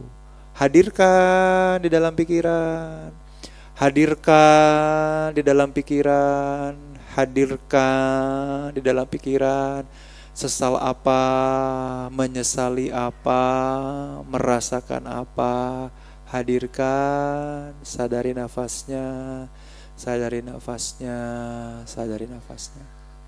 Hadirkan, tidak usah ditekan, tidak usah ditahan, hadirkan. Lalu kemudian dari situ mari kita ajak diri kita ke masa kini. Ya Allah, ya Rob, Tuhanku, Engkau maha pemelihara, Engkau penjamin kehidupan keseharianku. Sesungguhnya aku masih atau sempat menyesali kejadian apa. Munculkan kejadiannya, munculkan rasa sesalnya, hadirkan emosinya, kekesalannya, kekalutannya. Ya Allah, ya Rob, sesungguhnya di waktu itu, di momen itu, di kejadian itu, sesungguhnya aku masih belum terima. Ada hal-hal yang masih apa? Sampaikan di dalam hati, munculkan, hadirkan. Lalu kemudian ajak diri kita, kemudian ya Allah, tapi dari kejadian itu membuat aku sekarang menjadi seperti apa? Ya Allah, atas kejadian itu aku belajar kemudian menjadi apa? Gara-gara kejadian itu aku mulai membangun kebiasaan apa? Gara-gara penyesalan, rasa sesal, rasa sesak di masa itu, di momen itu, aku menjadi seperti apa saat ini? Ya Allah, aku saat ini menjadi seperti apa? Sampaikan di dalam pikiran, munculkan, terutama munculkan akang teteh di hari ini, di momen ini, di saat ini. Ya Allah, gara-gara rasa sakit, rasa sesal, rasa kalut, ketidakmampuan aku di masa itu menjadikan aku sekarang menjadikan aku saat ini punya sifat, menjadikan aku saat ini punya apa? Alhamdulillah, alhamdulillah, alhamdulillah, alhamdulillah. Tarik nafas lagi, Ang Teteh. Sadari nafasnya, sadari nafasnya, sadari nafasnya. Dalam hitungan 3, dalam 3 hitungan secara perlahan kita buka mata kita kembali, ya. Sadari nafasnya, buat diri kita rileks. Yuk mulai kita buka mata perlahan. 1, 2, 3. Alhamdulillah. Akang Teteh coba cek lagi badannya, ada yang mengeras nggak? Ada yang tangannya masih mengepal atau tiba-tiba sakit badan? Ya, recheck lagi ya, jangan-jangan pemendamannya terlalu lama yang ngaruh ke tubuh, kena psikosomatis, mudah-mudahan enggak ya. Karena si momen ini agak triggering nih ya. Dalam hitungan 5, sekarang Akang Teteh silahkan berpasangan, berdua-berdua, lututnya nempel seperti biasa. Siap ya? Yuk ya. 1, silahkan berpasangan, cari pasangannya. 2, 3, cari pasangan, berpasangan, lutut nempel. 4, 5. Sudah Teh, Kang? Sudah ya. Yuk dalam waktu setengah menit silahkan berkenalan dulu. Kalau ternyata orang ini adalah orang baru ya. Kalau orang lama nggak usah maneh deui, nggak usah ya. Kenalan lagi, tanya kabar seperti apa, bagaimana. 3, 2, 1, perkenalan selesai ya. Alhamdulillah. Akang Teteh silahkan seperti biasa kita personal space dulu. Kita berjabat tangan lalu ulangi kata-kata aku. Yuk pegang tangannya. Pegang tangan pasangan di hadapannya, pegang tangan, dijabat tangannya, dua-duanya jabat tangan. Jabat tangannya udah. Yuk ulangi kata-kata aku, sahabatku. Besti, sesi ini aku akan sharing kepadamu sesuatu yang barangkali membuat aku malu terhadap diri. Tapi kamu janji ya, keep it for now. Tong beja-beja, tong diposti, komo ngajak aku untuk ke Barack Obama jauh teuing ke Amerika. Besti, aku janji yang terjadi di sesi ini hanya terjadi di sesi ini. Aku juga mau sharing dan tolong jaga rahasianya ya. Thank you. Tangan kanannya ke atas. Tangan kanannya ke atas, tangan kanannya ke atas. Dalam hitungan 3, 1, 2, 3. Colek dagu temannya sambil bilang iya. Yuk 1, 2, 3. Akang Teteh silahkan ngobrol sama gini. Tolong kemudian bandingkan siapa yang kemudian jempol kakinya lebih besar ya. Sudah? Tong ditajong Kang, biasa weh. Udah teh. Teh tong diangkat teh kade. Astagfirullah, sadar. Sudah ya? Yang jempolnya lebih besar, jempol kakinya lebih besar yang duluan sharing ya. Yang jempol kakinya lebih besar duluan sharing. Kang, Teh, aku ingetin lagi, bisi lupa. Yang jempol kecil tugasnya adalah menyimak, mendengarkan dengan penuh kehangatan dan senyuman gitu ya. Kayak gimana? Kayak gini. Ya, gitu ya. Jangan sekali-kali, punten ini perhatikan dulu karena penting. Jangan sekali-kali tergoda untuk mengomentari. Jangan tergoda untuk mengomentari apalagi sampai adu nasib. Aku ulangi terus ini mah. Jadi jangan sampai sahabat di depannya udah cerita, aku menyesali kenapa aku begini di masa lalu. Aku mah lebih parah. Jangan. Cicing. Dengekeun heula apa yang mau disampaikan sahabat kita di depan ya. Paham ya? Kebayang ya? Jempol besar tadi kan ketika kita sesi kontemplasi, Akang Teteh aku ajak untuk terbang ke masa lalu, untuk ngulik kejadian di masa lalu yang disesali, tapi sudah diatasi dan saat ini aku belajar apa dari penyesalan itu. Kebayang ya? Nah, jempol kecil coba simak. Jangan sampai dia, sahabat kita yang di depan ini, simak dan dengarkan baik-baik. Jangan sampai sahabat kita yang di depan ini masih belum mendapatkan hikmah dan skenario terbaik apa yang dia sesali di masa lalu. Paham ya? Kebayang ya? Aku disesali kenapa aku dilahirkan sebagai lelaki. Tong gitu kade. Ya, hati-hati, dia masih belum dapat atau nangkap sinyal kebaikan apa dari Allah. Nah, ajak kita ke here and now-nya supaya mendapatkan itu. Kebayang ya? Tapi cicing heula weh, jempol kecil simak dulu aja. Tapi coba cek, mudah-mudahan si jempol besar masih kemudian bisa menangkap hikmah dengan baik. Paham?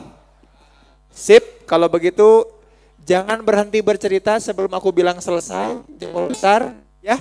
Silahkan dimulai dari sekarang. Silahkan jempol besar bercerita. 3, 2, 1, selesai. Alhamdulillah. Tos dulu sama bestinya tos. Mantap, dahsyat. Jempol kaki kecil. Halo. Jempol kaki kecil. Tolong tolong tepuk bahunya. Tepuk. Halo, cek. Tepuk bahu sahabat di depannya sambil ulangi kata-kataku. Siap ya? Besti. 3, 2, 1, selesai. Alhamdulillah. Tos dulu. Alhamdulillah. Sekarang waktunya giliran jempol kaki kecil yang bercerita ya. Tentang penyesalannya, tentang hal-hal yang kejadian di masa lalunya. Jempol kaki besar, perhatikan. Bukan karena sudah berpengalaman, kita boleh untuk ngasih komentar, jangan ya.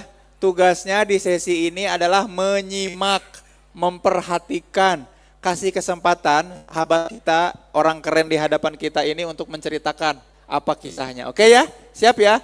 Bol kaki kecil jangan selesai sebelum aku bilang selesai. Yuk silahkan bercerita, dimulai dari sekarang, mangga, let's go. 3, 2, 1, selesai. Tos dulu.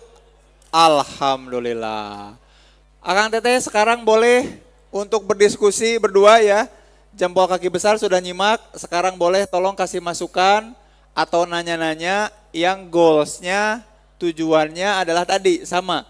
Gimana caranya supaya orang keren yang ada di hadapanku ini, walaupun jempol kakinya lebih kecil dari aku, bisa aku bantu untuk mendapatkan insight terbaik, hikmah terajib yang membuat dia hidupnya itu penuh kebersyukuran, bukan lagi penuh penyesalan. Siap ya?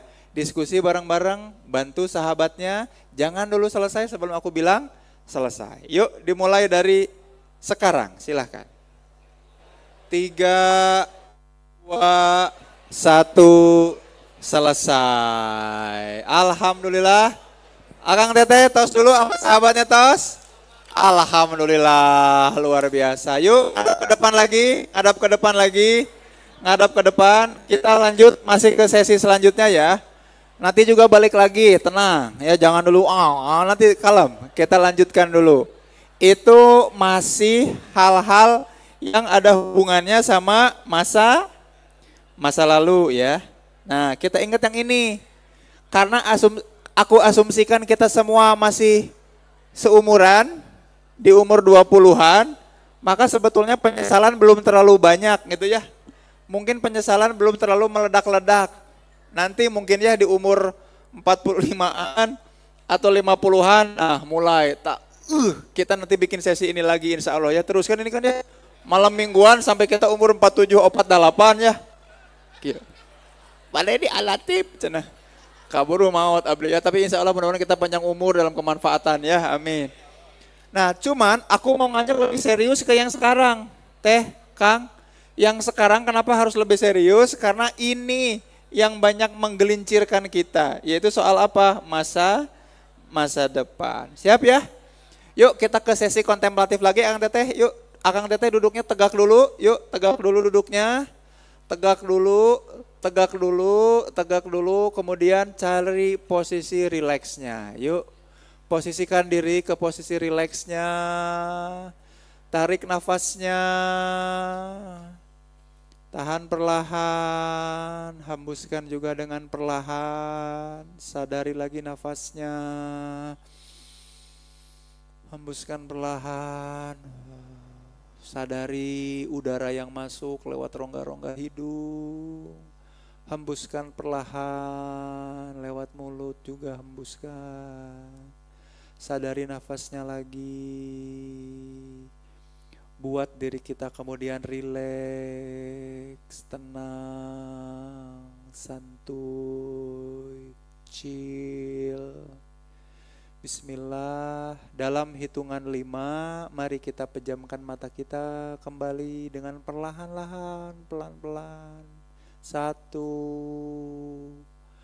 2, 3, 4, 5. Rasakan kegelapan yang hadir. Sadari nafasnya kembali. Atur dan kelola nafasnya. Sadari nafas kita. Allahu Akbar. Allahu Akbar. Allahu Akbar. Sadari kembali nafasnya. Allahu Akbar. Allahu Akbar. Ya Allah, Engkau yang maha besar. Engkau penggenggam segala sesuatu yang ada di dunia. Ya Allah ya Rob, izinkan aku menghadirkan sekelumit pikiran, harapan atau keinginan yang barangkali selama ini selalu terngiang-ngiang di dalam pikiran ya Allah. Ya Allah, izinkan aku menghadirkan di dalam lintasan pikiranku saat ini hal-hal yang bikin aku cemas, yang bikin aku takut, yang bikin aku khawatir tentang diriku di masa depan ya Allah. Ya Allah, pengen banget aku tuh nanti itu, ya Allah, entah kenapa selalu ada di dalam kepalaku tuh kapan ya aku bisa. Ya Allah, kira-kira aku bisa gak ya, pantas gak ya untuk dapet. Hadirkan hal-hal itu, keinginan itu, asa-asa itu, dambaan itu. Sesuatu yang tidak bisa kita tahan tapi dia muncul dalam pikiran, dalam angan-angan. Ya Allah, izinkan aku untuk punya itu. Ya Allah, please, kapan ya kira-kira aku sanggup untuk itu? Kira-kira apa hal-hal itu? Dan bikin Akang Teteh jadi gimana gara-gara hal itu? Membuat Akang Teteh jadi seperti apa terkait dengan hal itu? Apa yang Akang Teteh khawatirkan, cemaskan, ragukan? Dan itu tuh muncul terngiang-ngiang di dalam pikirannya Akang Teteh. Apa hal itu? Jangan ditahan, jangan ditekan, hadirkan setinggi mungkin, sejauh mungkin, sekuat mungkin. Ya Allah ya Rob, izinkan aku menghadirkan ini untuk kemudian aku cari ibu rohnya. Aku ajak ia untuk ada dalam kendali. Ya Allah ya Rob. Ya Rabbi, Engkau maha penguasa, pengendali, pemelihara. Aku punya harapan untuk ini. Aku punya keinginan untuk ini. Aku punya keinginan untuk itu. Sadari nafasnya. Sadari nafasnya. Tarik nafas, tahan sejenak, hembuskan perlahan. Yuk ajak diri kita kemudian hadir ke saat ini. Ya Allah, angan-anganku, asaku, harapanku, dambaanku membuat aku sadar bahwa aku saat ini berada dalam kondisi seperti apa. Ya Allah, keinginanku itu nun jauh di sana membuat aku mengerti dan tahu diri bahwa aku tuh masih ada di posisi seperti apa. Ya Allah ya Rob, ada keinginan dambaan yang hebat dan kuat di masa depan, tapi keinginan itu tuh bikin aku sadar bahwa aku ternyata saat ini seperti apa. Hadirkan itu munculkan itu di dalam lintasan pikiran. Sadari nafasnya, kelola dan atur kembali nafasnya.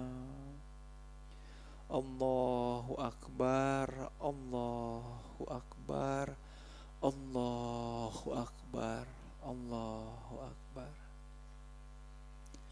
Dalam hitungan 5, Akang Teteh, mari kita buka mata kita secara pelan-pelan, secara perlahan. Sambil diatur nafasnya, disadari juga nafasnya, ya.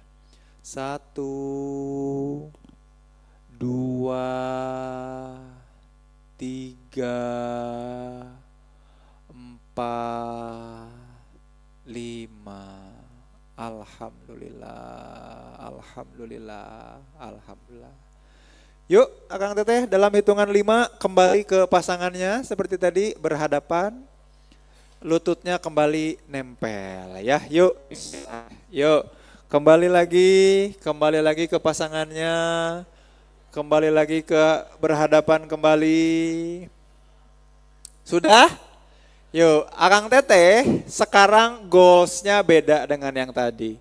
Kalau yang tadi kita diajak untuk berdamai dengan rasa sesal, saat ini kita ajak diri kita untuk apa? Well prepared, ya.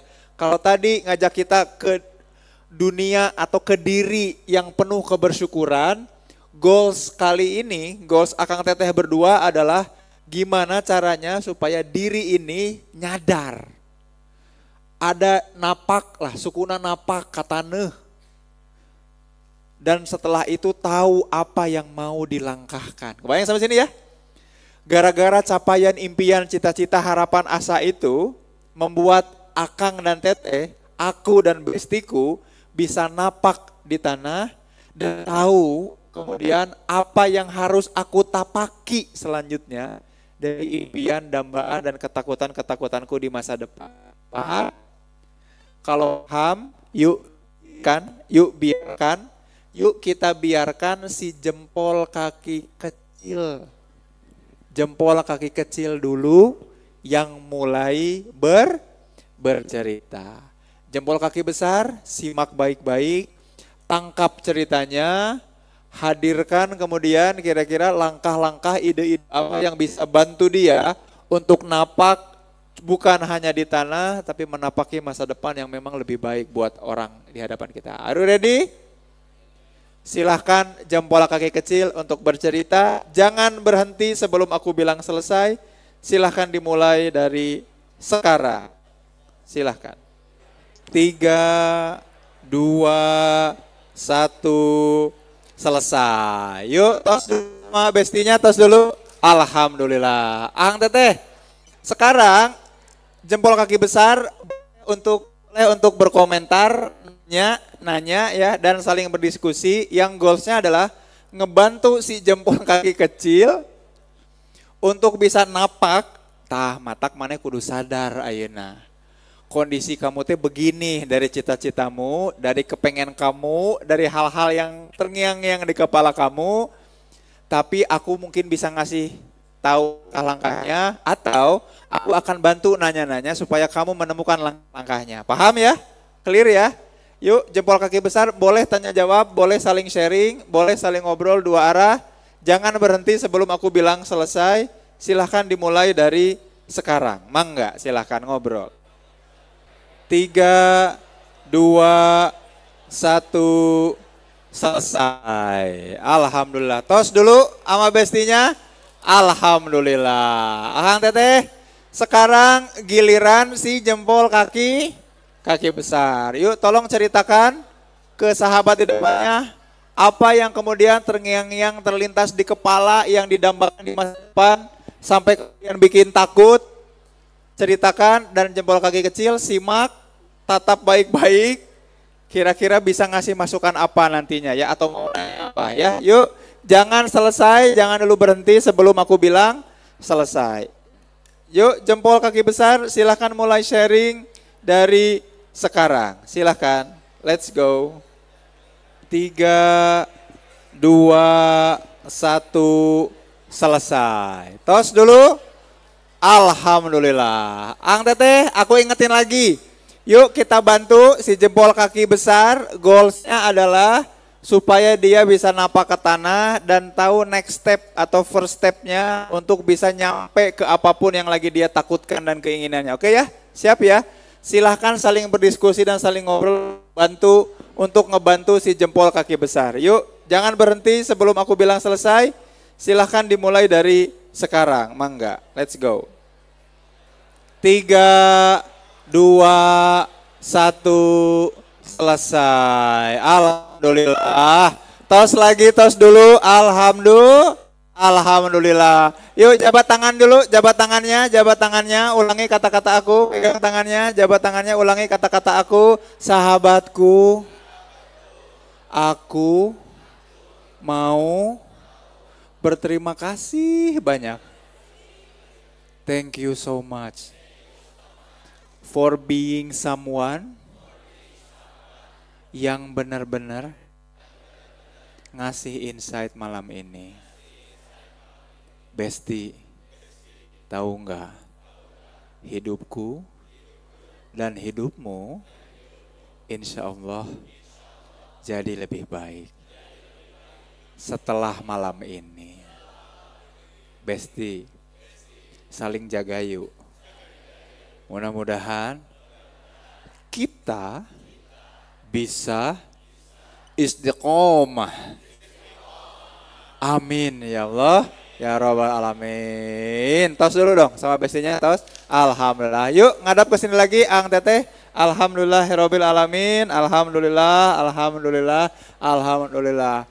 Akang Teteh, kalau ada pertanyaan, Kang, emang bisa gitu kajian-kajian kayak gini dan ngobrol sama orang yang bisa jadi bukan profesional, kemudian mengubah diri aku?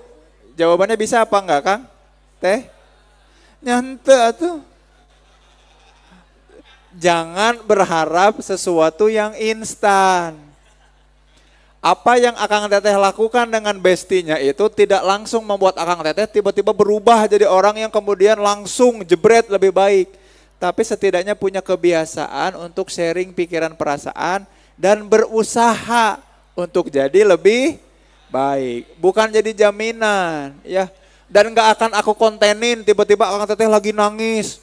Terbukti bahwa tangisan ini mengubah. Enggak. Aku bukan orang konten. Nah, cuman aku mau ngasih pengumuman sebelum kita sesi tanya jawab. Akang Teteh yang kemudian bikin story-nya inspiratif, nge-tag aku dan juga ALCF Clubnya, bener ya? Itu insya Allah di minggu depan akan aku kasih langsung ya. Sambil ngasih nanti sambil kita foto bareng di minggu depan. Hadiah sesuatu dari aku ya, entah itu buku ya, mau itu buku aku atau buku besti-besti aku ya, nanti aku minta ke Ustadz Fatih Karim, ke Coach Sony Abikim, buku-buku beliau-beliau ya untuk aku bagikan di tiap minggunya, atau kalaupun nggak ada buku yang bisa dibagi atau digaploken ke Akang Teteh, nanti aku akan kasih misalkan konseling gratis ya sama aku atau sama konselor atau psikolog yang ada di Sintesa Wellness ya. Syaratnya apa? Kasih story terbaik yang inspiratif, yang syaratnya satu, membuktikan bahwa Akang Teteh hadir langsung di sini. Kebayang ya? Jadi kalau nonton live streaming mah punten-punten. Ya, jadi yang live streaming nggak kebagian. Ini mah buat Akang Teteh yang hadir langsung, ngepost bukti bahwa Akang Teteh hadir di sini, lalu kemudian sharing sesuatu yang inspiratif. Nanti akan aku cek ya, waktunya 24 jam dari setelah berakhirnya kajian ini.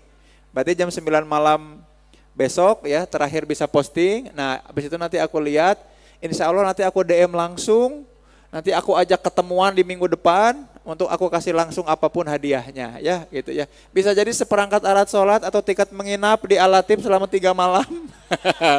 Tapi apapun itu mudah-mudahan jadi bagian kita, upaya kita buat sharing kreatif, inspiratif buat orang-orang di sekitar kita. Ang Teteh sebenarnya masih ada hal yang mau aku jelaskan tentang simulasi tadi, tapi takut kita nggak sempat ada tanya jawab, kita mending tanya jawab dulu ya, lumayan 5 menit untuk 1 atau 2 orang aja kali ya maksimal ya.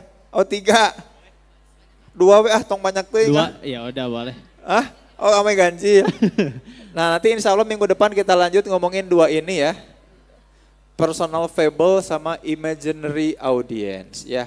Tapi sebelum itu aku serahkan dulu Mangga ke Mang Riki untuk Oke. tanya jawab Bang. Ya, boleh 3 orang Kang Zen? Boleh, siap. Oke ya.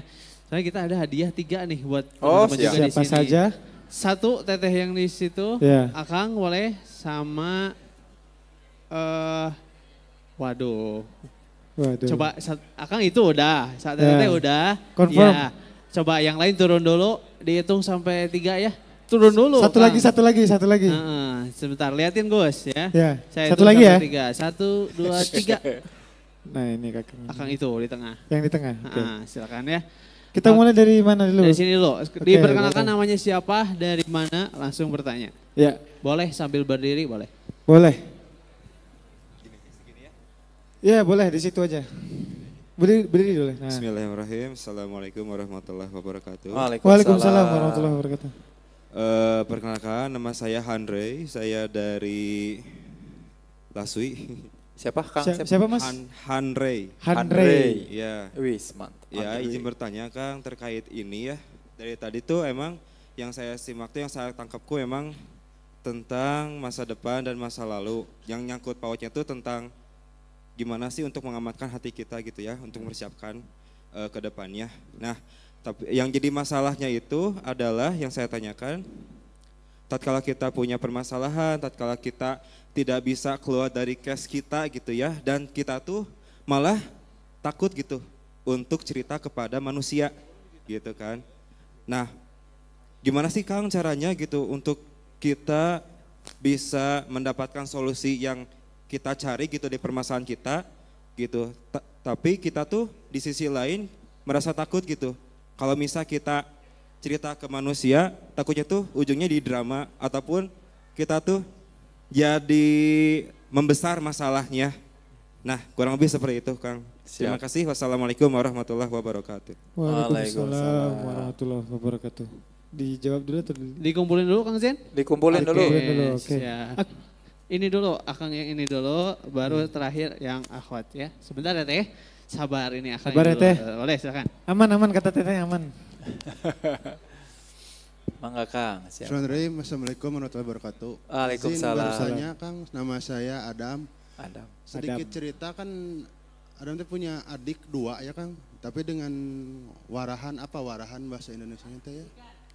Didikan si mamahnya teh beda gitu. Kalau yang bungsu mah diolok banget gitu. Jadi segala rupanya teh langsung dikasih gitu ya. Sedangkan yang adik kedua mah harus sedikit rada ada kontak fisik dulu, ada rada nada tinggi yang berdampak ke si anaknya teh jadi introvert gitu Kang. Tak ingin saya tanyakan mengenai yang tadi masa lalu dan masa kini ini, itu berawal dari emang didikan si nenek Adam pun emang rada VOC lah ya secara edukasi. Terus di sisi yang lain, yang sekarang lagi viral teh kan yang video-video itu yang ada bapak-bapak teh gening hayo. Oh iya si Bapak Eta. Yang ingin saya coba tanyakan adalah dari konteks psikologi komunikasinya kan ada pendekatan emang mungkin dari cara pendekatannya emang sekarang lebih happeningnya lewat sosial media. Apakah pola komunikasi dan pola asuh yang seperti itu teh akan berdampak juga enggak ke si anak-anak yang emang hari ini secara literasi dan secara informasi pun lebih banyak dibandingkan si orang tuanya, karena Mama Adam pun kalau matiin HP teh kadang suka bingung sendiri. Teh itu yang mungkin dari konteks psikologi mengenai tema masa kini dan masa lalu ini teh apa dampak ke si anaknya kalau pola asuhnya teh menjadi banyak gini gitu loh. Gitu, terima kasih. Kang Adam juara. Adam Jordan emang ini. Oke, sekarang kan Teteh silakan berdiri ya. Kenalin namanya, dari mana, langsung bertanya. Bismillahirrahmanirrahim. Terima kasih atas kesempatannya. Nama saya Hasna. Ini pertanyaan dari pekan kemarin juga, jadi masih nyambung ke memori baik, tapi jadi nyambung juga ke yang sekarang.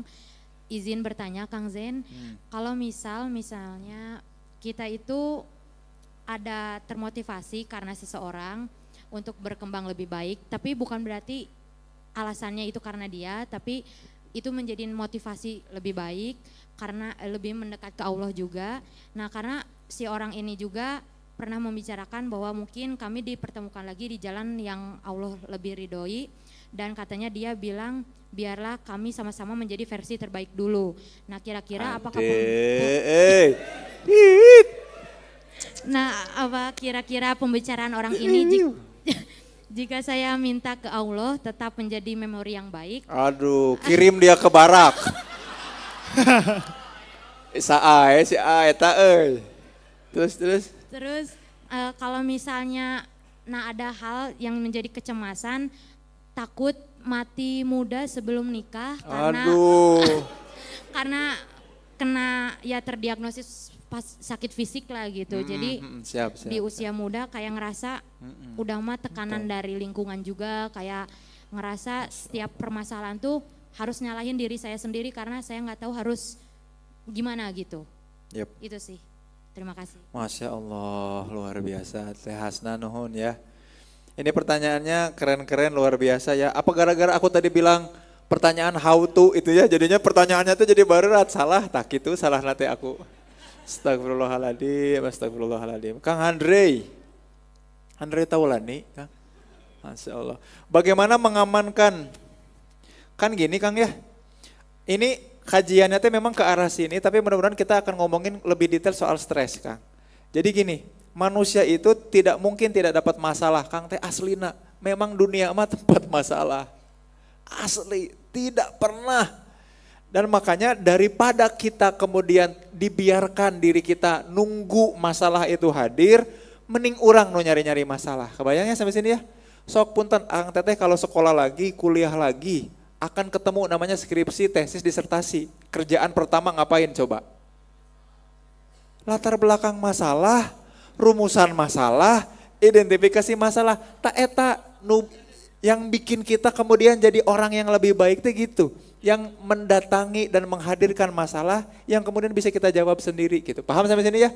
Daripada mikirin masalah orang dahar naonnya, menang duit naon, mending bangsa ini makan apa? Sehingga tidak ada salmonella masuk di dalam makanannya. Supaya kemudian masyarakat kita benar-benar dapat gizi dan nutrisi terbaik gitu. Nah mending mikiran eta, orang permasalahkeun eta, misalkan gitu ya.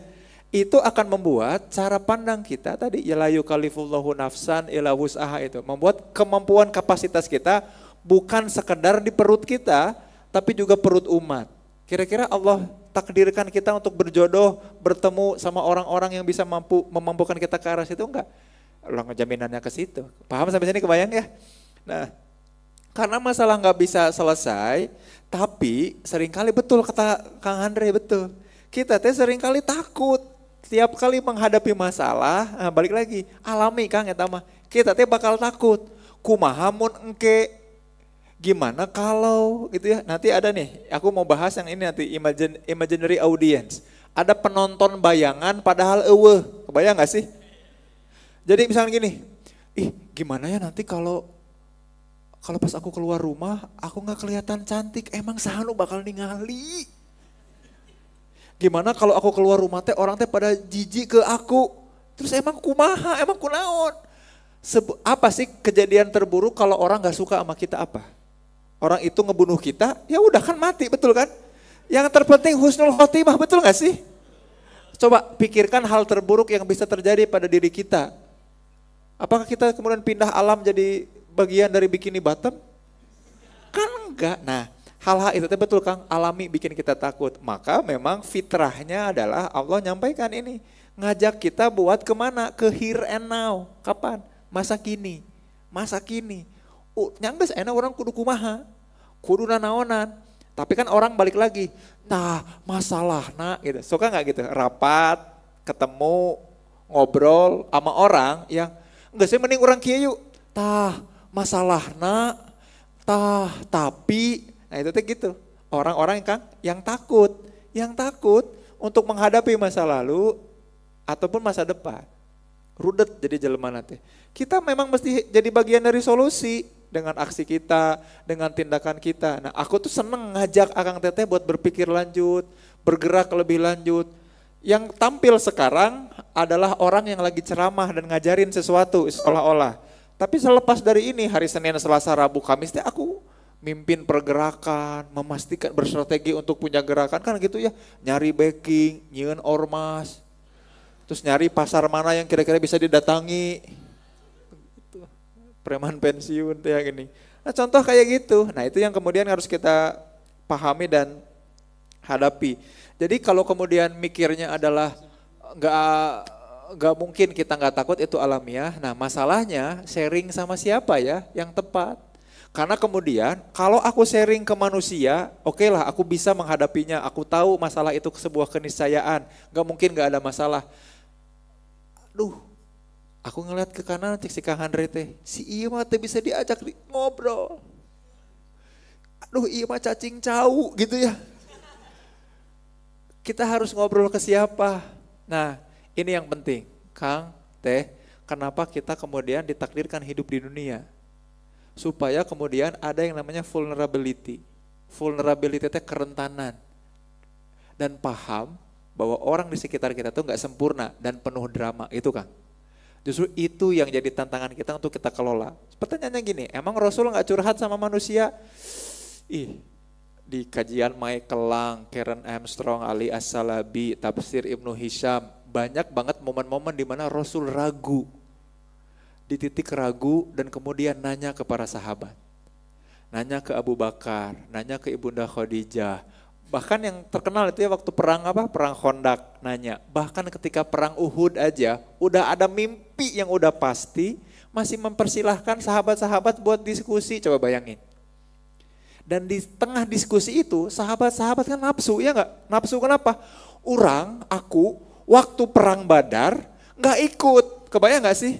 Aku nggak mau perang ini, aku nggak ikut juga. Jadi tolong ya Rasul, jangan biarkan perang ini terjadi di sini.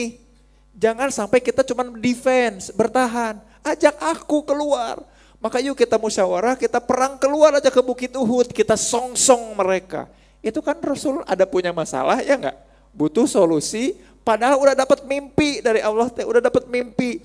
Aku bermimpi sesungguhnya perisaiku kemudian rusak, gigiku gompal, ya kecabut, rusak mimpinya itu. Kemudian ada sapi yang disembelih.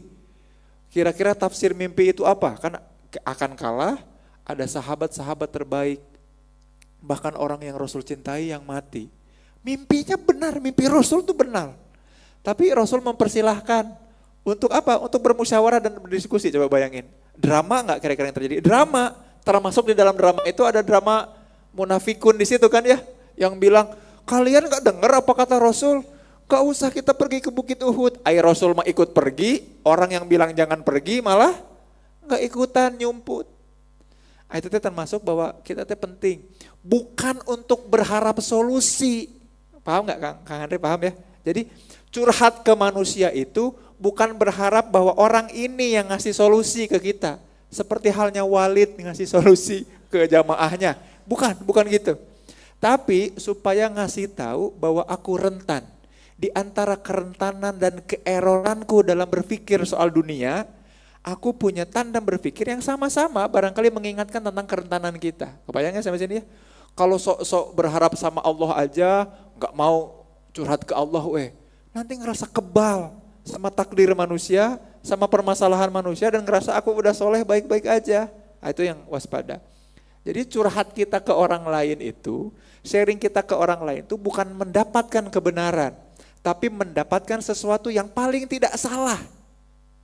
Itulah dunia ilmiah, kenapa muncul. Maka cek David Hume, Thomas Hobbes, Thomas Aquinas, Thomas Kuhn, KB asa Thomasnya Jerry-nya. Terus juga Karl Popper, semua menyatakan bahwa kajian-kajian ilmiah itu bukan mencari kebenaran. Tapi bagaimana caranya supaya manusia ini saling berdiskusi dan meneliti supaya paling sedikit tingkat kesalahannya. Makanya kajian-kajian ilmiah selalu nyari level of error, margin of error, bahwa aku tidak salah, bukan benar. Paham sampai sini ya? Jadi ketika aku curhat itu bukan mencari kebenaran kalau ke manusia mah, tapi mencari upaya untuk makin sedikit peluang salah karena manusia mah salah. Teosentristik. Di hadapan Allah mah kita berdosa. Sok Akang Teteh berdosa nggak datang ke kajian ini? Nah kajian Zain Permana. Kuduna Ustadz anu lebih bagus daripada ini. Contoh itu mah. Itu juga udah garis-garis di mana kita paling sedikit kesalahannya. Mudah-mudahan menjawabnya Kang Andri ya. Jadi jangan takut untuk curhat atau diskusi sama manusia, tapi kita mesti paham mindsetnya. Bukan untuk mencari kebenaran. Yang lucu mah gini, ada anak-anak nongkrong, ngobrol, aku suka ngobrol dan diskusi sama si A, si B, si C, lalu ngerasa mendapatkan kebenaran di obrolan itu. Ah itu yang gak boleh. Paham ya? Kita ngobrol, sering berdiskusi, nongkrong satu sama lain teh untuk nyari siapa yang level kesalahannya paling dikit gitu. Dan memang kajian ilmiah itu kemudian ke arah sana. Kang Adam, aku tadi salah dengar ya, punya adik 2 ya, bukan tua ya, punya adik tuh. Nah punya adik tua, ternyata punya adik 2, didikan orang tua berbeda, kontak fisik. Nah gimana psikologi komunikasi berdampak gini Kang Teh. Aku mau share gini ya, kalau Akang Teteh belajar psikologi perkembangan, mendampingi perkembangan manusia ya, dari mulai lahir ya, katakanlah ini mulai dari lahir, sampai saat ini atau sampai nanti kelak meninggal, itu teh panjang ya. Aku ada e-booknya, mungkin kapan-kapan bisa aku share ya, namanya Papalia sama Arnett ya. Kalau Akang Teteh baca, itu panjang perjalanannya Kang. Di dalam perjalanan itu tidak ada satupun tokoh yang menyebutkan bahwa anak itu tidak perlu didampingi. Paham gak sampai sini? Paham gak insight-nya atau konteksnya apa? Artinya apa? Orang tua mesti sabar membersamai dan dibersamai sama anak sepanjang jalur kehidupannya. Kemarin baru ada orang yang nanya ke aku, beliau mau ngisi parenting, nanya ke aku, Kang, apa prinsip penting menjadi orang tua yang baik? Prinsip penting menjadi orang tua yang baik adalah menjadi anak yang baik. Jadi mun kita punya anak, terus sibuk ngomongin dan mikirin parenting, salah. Ketika hadir anak, maka refleksi, sudah seberapa baik kita menjadi anak, beresin relasi kita sama orang tua, insya Allah kita ada waktu untuk membersamai anak. Yang jadi masalah sekarang adalah orang tua teh pengen anak berubah secara instan. Pengen kayak gini, ngeklik A muncul B gitu tuh pengennya anak teh. Makanya pola komunikasinya tadi pengennya instan. Ya budak urang baong, cingpang didikeun.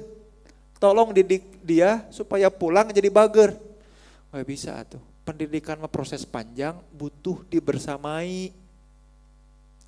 Terus kita nitipin ke guru gajinya kecil, kesejahteraan kecil, dapat hadiah dianggap gratifikasi. Liur Zimbabwe mah. Kayak gitu, Kang ya, betul ya. Maka apa yang perlu dilakukan sebagai anak, Kang? Dampingi ibu. Bu, mah, apa yang bisa aku bantu sebagai anak supaya mama enak ngebersamai anaknya. Gitu. Padahal anak mati adina kan gitu ya. Itu pun yang aku lakukan ke istri. Aku dampingi anak. Kang teh, aku mah, memang membersamai anak mah gak akan selesai. Dan jangan pernah mikir bahwa kehadiran anak tuh mengganggu karir kita, mengganggu aktivitas kita. Bersamai, tumbuh bareng bersama-sama. Anak itu bukan objek pendidikan kita, bukan. Anak itu yang membuat kita belajar juga. Gara-gara anak kita belajar jadi orang tua. Kan gitu ya. Ojo-ojo dititipkan ke batur lewat sekolah, ojo-ojo dititipkan ke batur lewat institusi lain, ojo-ojo dititipkan ke batur lewat institusi pernikahan. Enggak fair. Bersamai terus anak. Makanya aku mah ya ke bapak dan ibu mertua, bahkan ke mama aku bilang kayak gini, Mah, Pak, Abah, Umi, aku teh gak punya pengalaman dalam ngebangun rumah tangga. Jadi jangan biarkan aku mandiri dalam ngebangun rumah tangga. Abah Umi, bapak ibu mertua aku udah expert banget ngedidik istri aku sampai di titik dimana aku bisa mencintainya. Kebayang gak sih? Kita mah udah dapet panen ya gak? Yang mupuk ngedidikan orang tuanya. Aku gak mau ngebiarin ini tiba-tiba milik aku aja si istri teh. No. Bah Umi ajarin aku bagaimana caramu mencintai begitu detail anak ini. Aku ingin menjadi suaminya yang baik. Aku gak mau Abah Umi teh sakit hati ngelihat anaknya yang dididik disakiti sama lelaki yang ketemu baru gede. Dan aku juga gak mau anak aku digituin sama cowok atau cewek lain yang entah siapa mereka. Bayangin sampai sini Kang ya. Maka parenting dan pola komunikasi itu membersamai gitu. Memang harus leukeun dan harus leukeun teh tekun, Dan kita harus nempel, membersamai, tapi bisa kemana-mana. Dan sekarang begini, maneh riweuh ngaesekeun, ya nonton Paw Patrol, Boboka Poli, tas SpongeBob. Ya. Dia anteng, aku anteng, terus kita, maneh mah jadi budak teh bangor, kebarak sih ya. Ya kita yang harusnya dididik, orang tuanya yang disuruh ke barak mestinya. Harus sabar dan tekun mendampingi anak, kan emang harus gitu. Jangan-jangan sebagai anak, dia juga bukan anak yang baik bagi orang tuanya. Maka Kang Teh please, tobat yuk, tobat. Datang ke orang tua kita, apa yang membuat aku menyusahkanmu? Jangan buat aku susah nanti di hadapan Allah kelak itu. Ya Kang Adam, Kang Adam berarti adiknya siapa? Idris, Nuh, Hud, Soleh kan? Insya Allah tah Soleh. Insya Allah gitu. Nah terakhir Teh Hasna, luar biasa ya, sae ini ya. Tapi di kajian psikologi gini, kita termotivasi kuncinya, rumusnya cuma satu, karena terpenuhinya atau ingin memenuhi kebutuhan. Jadi kalau Teh Hasna bilang kayak gini, aku termotivasi karena seseorang. Tapi jadi lebih baik. Itu yang dikatakan para pemuja Lata dan Uzza. Ya Allah, sesungguhnya aku mencintai orang yang soleh kepadamu. Lata dan Uzza gitu ya. Maka aku buatkan patung. Kenapa aku buatkan patung? Karena mereka sesungguhnya lebih pantas mencintaimu dan terbaik dalam rangka mencintaimu ya Allah. Biarkan aku mencintai dan memperlakukan mereka. Kan gitu. Lama-lama jadi menyembah Lata dan Uzza. Hati-hati. Lama-lama si laki-laki ini jadi ilahnya kita dalam menghadap Allah. Ya Allah, makasih engkau beri aku Taehyung. Makasih ya Allah, memberikan aku Aldi Maldini. Allah ya Karim. Hati-hati. Maka doanya kan Allahumma inna as'aluka hubaka, kan itu ya. Ya Allah, itu yang utama, aku mendamba cintamu dan cinta orang-orang yang mencintaimu gitu. Titik, udah. Udah titik itu mah. Maka urusan kita sama siapa dulu? Sama Allah. Nah, kalau aku termotivasi karena adanya dia untuk makin mendekat sama Allah, di dalam keilmuan itu namanya mediator atau moderator variabel. Itu mirip sama peristiwa Lata dan Uzza. Kita butuh mediator untuk bisa mencintai Allah. Padahal Allah mah terhadap kita, doa-doa kita itu tanpa sekat dan tanpa hijab. Apa hadisnya itu? Sampai deket banget lah Allah teh sama kita teh. Intinya mah gitu lah. Intinya tuh mau bilang bahwa itu tuh tanpa sekat. Dan hati-hati, kalau kita termotivasi berarti ada kebutuhan untuk divalidasi sama si AA itu. In one or another way gitu ya. Nah itu juga harus diwaspadai. Nah makanya, tapi kemudian hal itu membuat kemudian aku jadi takut mati muda gitu ya. Nah eta karena akut kebutuhan. Karena ada kebutuhan yang tinggi. Pokoknya semua teori motivasi sok kereceli mangriki mun teu percaya. Semua teori motivasi, McLellan, McGregor, Maslow, memang dari Mac semua namanya. McLellan, McGregor itu teori-teori motivasi, sok ya cek terpercaya mah. Maslow, Colt Rivera, Ryan sama Deci, semua mensyaratkan kebutuhan. Kita teh termotivasi karena kebutuhan. Akang teteh termotivasi buat lari karena butuh apa? Butuh begang. Da beresna anger we kupat tahu, bubur kacang, disanguan. Gitu. Maka hati-hati, motivasi, makanya ada ilmu ikhlas, meluruskan kembali niat supaya lurus karena Allah. Nah, salah satu niat hadir malam minggu ini adalah kopi.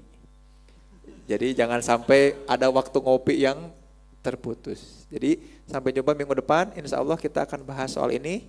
Personal fable sama imaginary audience ya, tapi nanti aku akan balut dalam judul yang kurang lebih mirip-mirip jika kieu lahnya naonnya kermikiran naonnya lagu nu keur hits gitu ya, untuk jadi pemantik minggu depan. Jangan lupa share story, hapunten sama daya kalepatan. Sampai jumpa di minggu depan. Assalamualaikum warahmatullahi wabarakatuh.